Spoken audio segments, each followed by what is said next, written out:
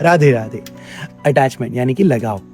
कभी कभी हम किसी इंसान को केवल कुछ दिनों से या हफ्तों से ही जानते हैं, फिर भी पता नहीं क्यों हम बहुत ज़्यादा अटैच हो जाते हैं। उनका एक मैसेज हमारा मूड डिसाइड करता है, उनका इग्नोर करना हमारा पूरा दिन खराब कर देता है। लेकिन ऐसा होता क्यों है?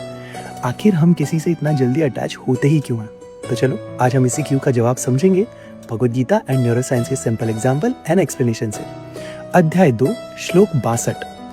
अर्जुन के कुछ ऐसे ही सवालों का जवाब देते हुए श्री कृष्ण कहते हैं, ध्यायतो विश्वानपंसा संगस्ते शुभ जायते।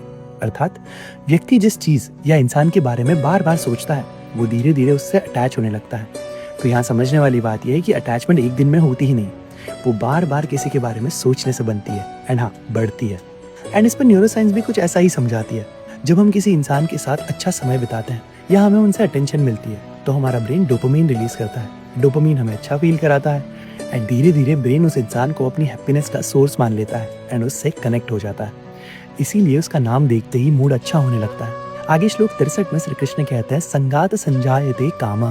अर्थात अटैचमेंट से डिजायर क्रिएट होती है, यानी जब अटैचमेंट बढ़ती है तब हम अपनी एक्सपेक्टेशंस को भी बढ़ाना शुरू करते हैं। जैसे कि उसका मैसेज आए, वो मुझे समझे, वो मेरा ध्यान रखे, वो मेरे साथ रहे। एंड इस सबसे अंत में क्रिएट होती है सफरिंग। फॉर एग्जाम्पल मान लीजिए आपने एक पौधा लगाया, अगर आप उसे रोज पानी दोगे, रोज उसकी तरफ ध्यान दोगे, रोज उसका ध्यान रखोगे तो स्वाभाविक रूप से आप धीरे धीरे उससे इमोशनली अटैच हो जाओगे। खैर ये तो केवल एक पौधा है, फिर भी यहाँ अटैचमेंट क्रिएट हो गई। इंसानों के साथ भी कुछ ऐसा ही होता है और दूसरा इंसान किसी पौधे से ज़्यादा जिंदा होता है।